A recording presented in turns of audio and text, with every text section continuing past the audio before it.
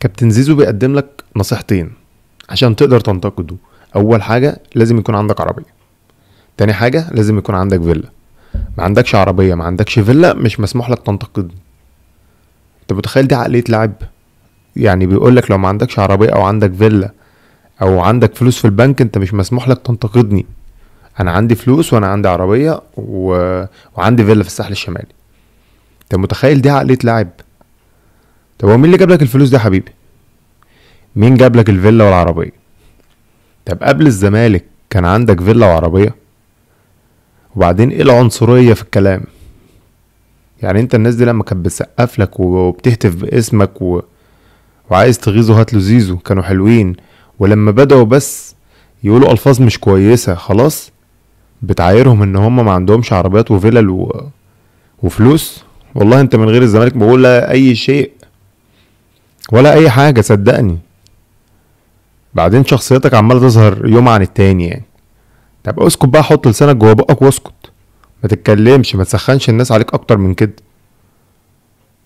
يعني خليك في حالك بقى وخليك في ناديك الجديد يا سيدي، ما تتكلمش على حد ولا توجه كلامك لحد. تاني حاجه حامد حمدان دي، يعني ده لعيب بيلعب في فرقه في منتصف الجدول وبيقدم مستويات كويسه.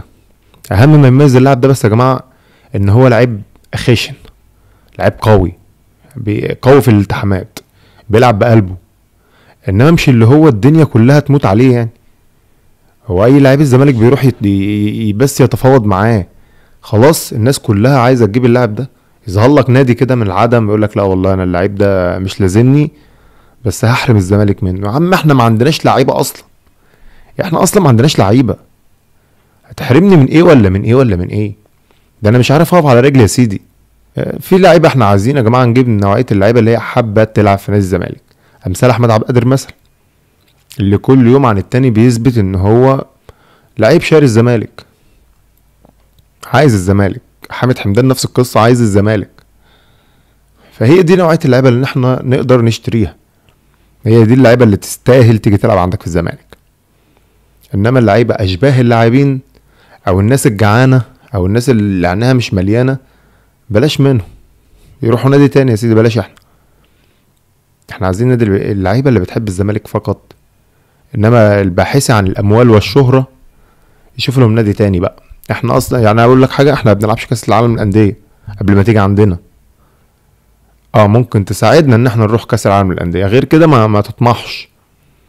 هو يا سيدي هو الزمالك كده، نادي بمشاكله بحواراته بجماهيره.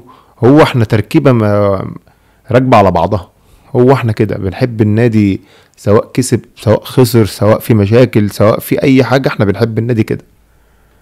فالباحثة عن الشهرة والترند وصانع الاموال احنا ما بنقدمش الكلام ده. ان شاء الله اللعيبة اللي احنا شارية الزمالك دي ان شاء الله الزمالك هيشتريها. طول ما انت شارينا احنا كمان هنشتريك. السلام عليكم، باي.